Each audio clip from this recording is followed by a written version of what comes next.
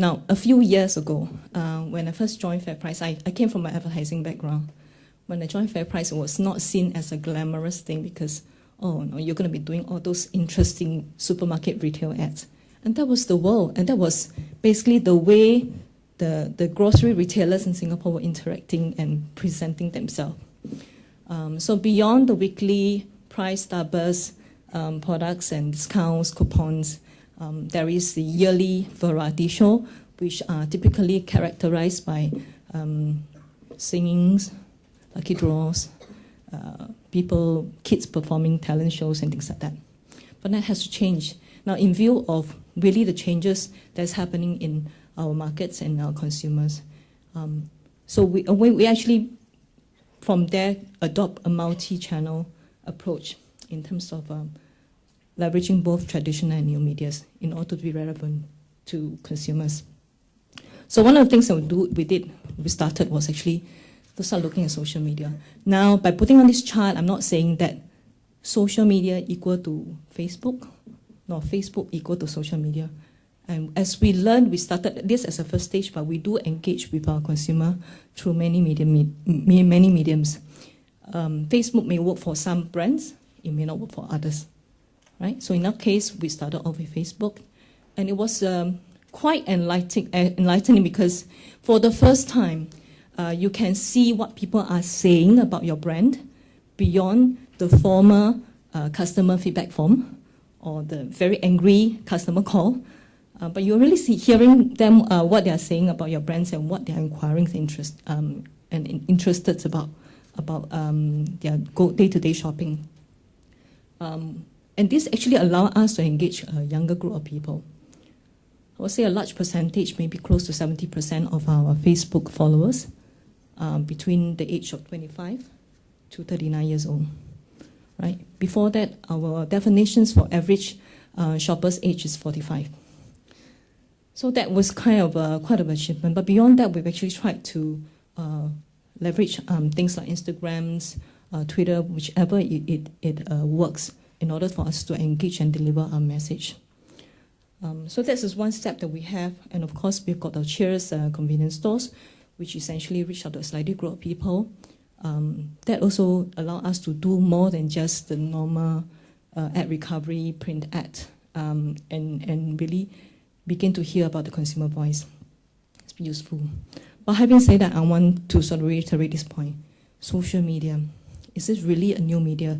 I think for the last 3 to 4 years, people have been talking about this idea of social media versus traditional media. Now, I want to clarify that in view of the people that we're dealing with today, social media is not just another brand of media. The fact is media is social, right? The way people use media are social. You go online, is this a social experience? It's not just about digital information about a company. It's about ability to share, ability to communicate, discuss, right? So really is this whole notions of media becoming social. So with this in mind, you really open up your eyes and you think it goes beyond just the social network. It's not just a social network, but it's also how you use the online media. And we have some example of how we try to venture and experimented. Some are actually more, we have some setbacks, but we learn along the way. So we also started working with bloggers as well as opinion leaders. The very first try that we did was actually, we tried with Nancy Chong. Nancy Chong is actually quite a well-known woman entrepreneur. And at that stage, this is about 3 years ago when we were trying to sort of reach out to and connect with modern working women. So we actually got her in to do a number of articles, and she has a blog, her own blogs, her following as well, about how working mothers will navigate the task of having to manage grocery shopping or even prepare for festive seasons. So that's kind of one of the things that we did. Of course, going forward, we have actually moved on whenever we have event launches or key campaigns, we try to engage our bloggers. And recently, we just finished filming a series of bloggers cook-off, which will be shown, I think will be available sometime next year. But it's kind of interesting. We just try to get people to come in and really experience the brand and provide context to what we do and what we believe. Beyond that, also in terms of building new brand experiences beyond the stores. So, Finest is our gourmet brand and actually reaches out to people who are more well-traveled and they want more varieties and choices. So, for many years, we've actually, on a yearly basis, whenever we have set anniversary, instead of just the sales and promotions, what we try to do is create different brand experiences. 1 year, it is about getting people to talk about what Finest moment mean to them. And we invited customers to submit photographs, memorable photographs. It could be about proposal, about 2 kids sharing an ice cream. And we have quite an interesting array of photographs that were submitted. And from there, we try to sort of create some art photo galleries inside the stores. And so this, I think, our experimentations of really art in supermarket, but at the same time, the contents are being shared online.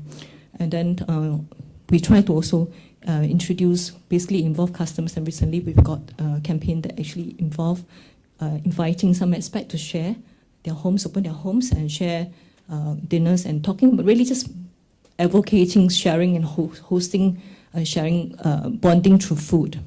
So that's also quite some interesting learning that we gained from there as well.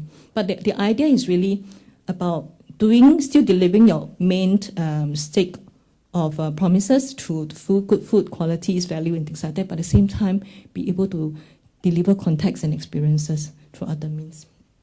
Is this social? It is social because it's about sharing, it's about, sparking interaction between people. And then a few years back, we've actually launched Family Cooked Off.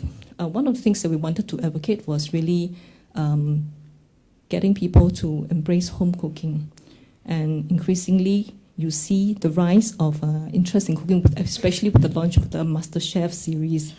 More and more people are interested in cooking.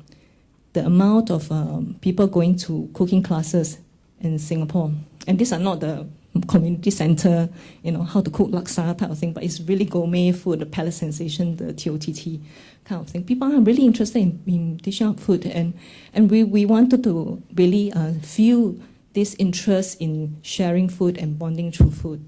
And so this was actually a series of variety TV series that we created, and we've done it differently.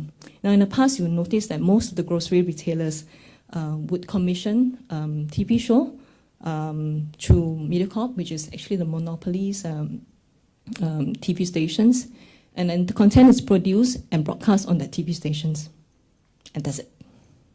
Right? So we feel that it should be more than that. It should be about ability to share. Right? So what we did for this was actually we adopted a slightly different model. We worked with a company called Brand New Media, where we created we invited Singapore families to sign up in a group of 4. They cook off each other. Of course, we picked egg and cook off each other's. And they are given a challenge to buy food within a certain budget and to cook within 20 minutes over 3 dishes.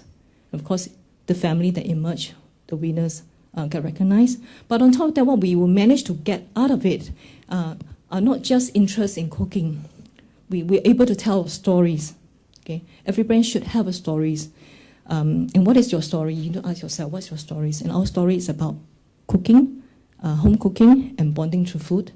And this story manifested in the form of a TV variety series, but it is distributed not just on TV, but also online. In fact, the online viewerships for some of these videos are much higher than what you get from normal TV stations.